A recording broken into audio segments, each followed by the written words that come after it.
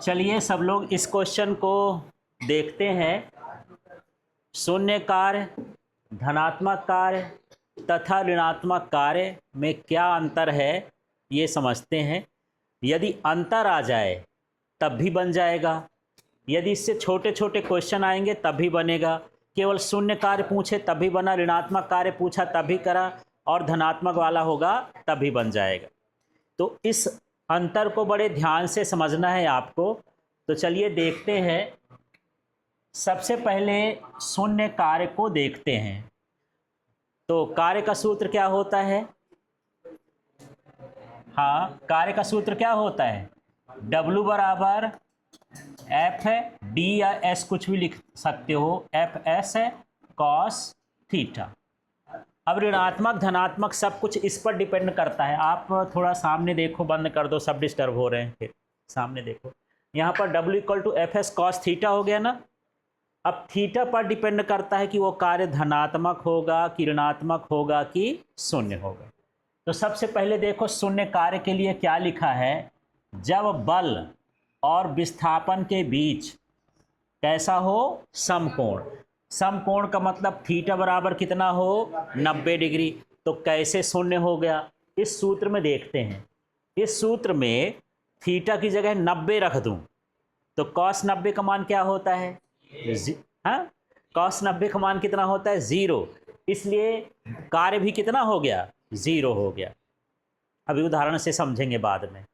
केवल आपको ये ध्यान रखना है कि मैं दो चीज़ों की बात करता हूँ। एक क्या बात करता हूँ? बल। और दूसरा क्या बात करता हूँ? विस्थापन। तो बल और विस्थापन लंबवत हों या समकोण पर हों तो किया गया कार्य क्या होता है? शून्य होता है। ठीक। अगली स्थिति देखते हैं। जब फिर से वही नाम आ रहा है, क्या आ रहा है? बल। दूसरा क्या आ रहा है? विस्थापन। के बीच का कोण कैसा हो? न्यून कोण।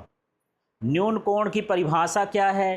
कि वो शून्य से बड़ा होना चाहिए लेकिन 90 से क्या होना चाहिए? छोटा। यही लिखा है कि ये शून्य से क्या है? बड़ा, और 90 से क्या है? छोटा। ये 0 डिग्री ग्रेटर देन ये थीटा, और ये 90, इस तरह से लिखा हुआ। ठीक है। ये जो मान है लिखो या न लिखो जरूरी नहीं है। तो देखो, 0 से बड़ा हम रखेंगे और 90 से क्या रखेंगे? छोटा। जैसे मान लो 30 डिग्री रख दिया, 60 डिग्री रख दिया, 45 डिग्री रख दिया। इनका मान हमेशा कैसे आएगा? धन में आएगा। इसलिए किया गया कार्य कैसा होगा? धनात्मक होगा। ठीक है। तो मैं सारा कुछ कोण को लेके बता रहा हूं। अगला देखो, ऋणात्मक कार्य। फिर से वही शब्द क्या है? बल और क्या है? विस्थापन के बीच का कोण कैसा हो? अधिक कोण हो। 90 से अधिक हो लेकिन 180 से क्या हो? कम हो। तब जब इस स्थिति में कॉस थीटा का मान माइनस में होता है। 90 से अधिक कोण हो जाएगा तो कितने किस में होगा? माइनस में। तो यहाँ माइनस रखोगे तो ये भी किस में हो जाएगा? माइनस में। ऋणात्मक कार्य हो गया। ठीक है। तो मैं सिर्फ इतना पूछूं कि शून्य कार्य क्या है तो आपको दो चीज़ों का नाम लेना है। क्या क्या? बल और विस्थापन कैसे हो? लंबवत। जब बल और विस्थापन लंबवत हो तो किया गया कार्य क्या होगा? शून्य। धनात्मक कब होगा? जब बल और विस्थापन के बीच न्यून कोण हो। न्यून कोण हो तब क्या होगा? धनात्मक कार्य। और जब बल और विस्थापन के बीच क्या हो? अधिक कोण हो तो क्या कहलाएगा? ऋणात्मक कार्य। ठीक है। अगली स्थिति देख लेते हैं। शून्य की स्थिति और कब बन सकती है? तो इसका दूसरा अंतर देखते हैं। या तो लगने वाला बल शून्य हो या विस्थापन शून्य हो या दोनों परस्पर क्या हो? लंबवत हो। जैसे मान के चलो इसी में मैं बल लगा रहा हूं ना, इसमें क्या लगा रहा हूं? यहां पर बल। बल तो लगा रहा हूं पर ये यहां वहां नहीं सरक रही है। विस्थापन का मान क्या है? शून्य। अब इस सूत्र क्या लिखे थे बोलो तो? W इक्वल टू एफ है, एस है कॉस थीटा। यहाँ एस का मान कितना हो जाएगा? 0। तो 0 का गुणा करोगे तो क्या हो जाएगा? 0। बल लगाओ, विस्थापन ना हो, तब भी किया गया कार्य कितना होगा? 0 होगा। ठीक। दूसरी कंडीशन है कि बल ही 0 हो, बल ना लगाओ, बल का मान क्या हो? 0, तब भी किया गया कार्य क्या होगा? शून्य होगा। या हो सकता है कि बल और विस्थापन एक दूसरे के क्या हो? लंबवत हों। तो किया गया कार्य क्या होगा, शून्य होगा। इसमें देखिए, जब बल और उसका क्षैतिज घटक विस्थापन की दिशा में हो, ये जो कॉस थीटा है ना, कॉस थीटा को हम लोग क्या कहते हैं, क्षैतिज घटक। साइन थीटा को क्या कहा जाता है, लंब ऊर्ध्वाधर या लंबवत घटक।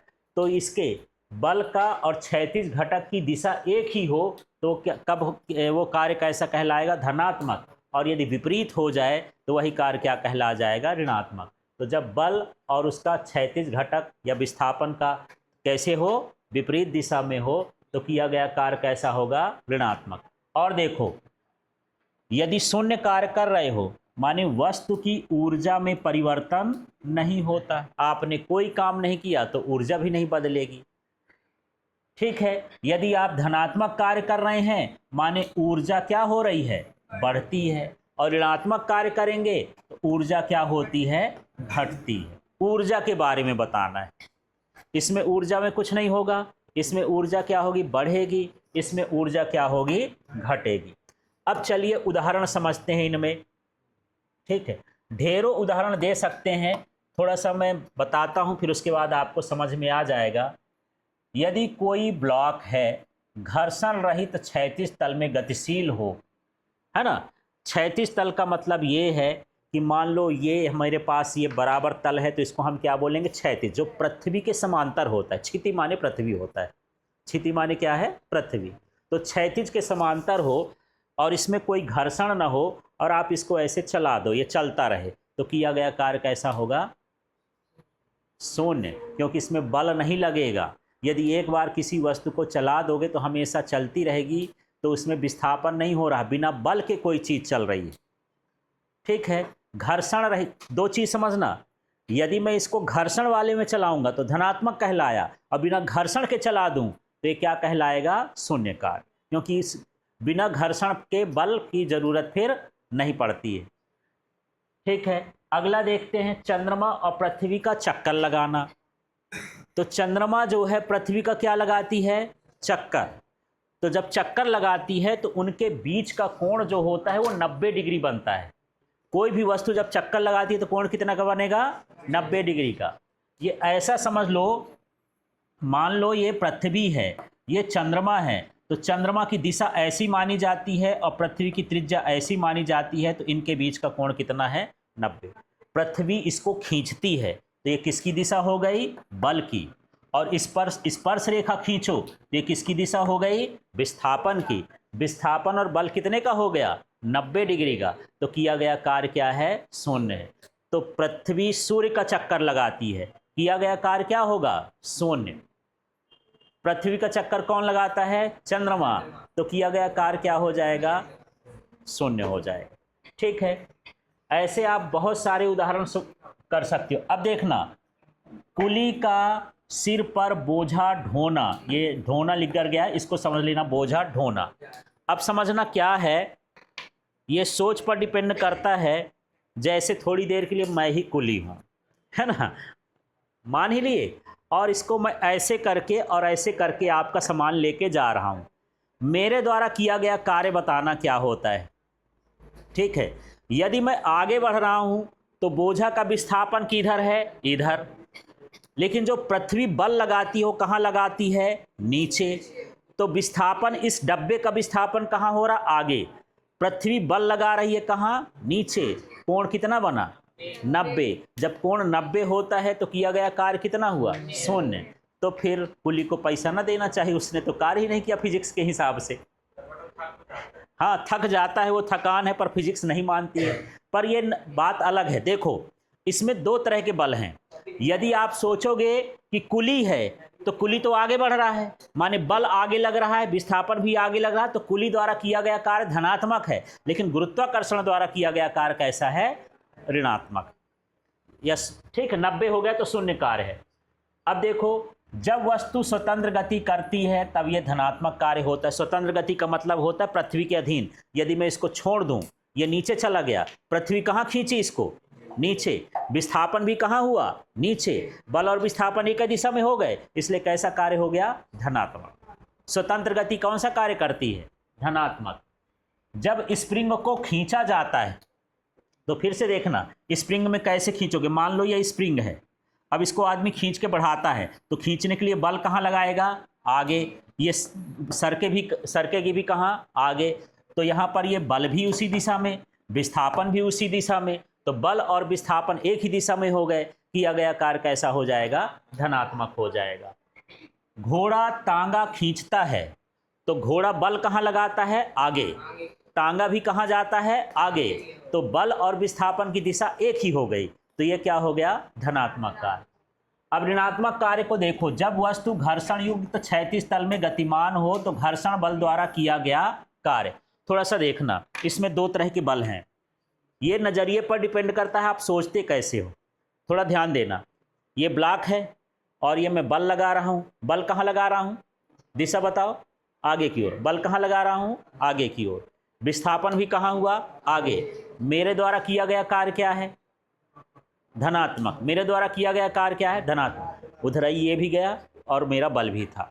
लेकिन अब मैं पूछ रहा हूँ कि इसको मैं आगे बढ़ा रहा हूँ, इसके सतह के नीचे घर्षण बल लगता है। घर्षण बल कहाँ की ओर लगता है? विपरीत दिशा में।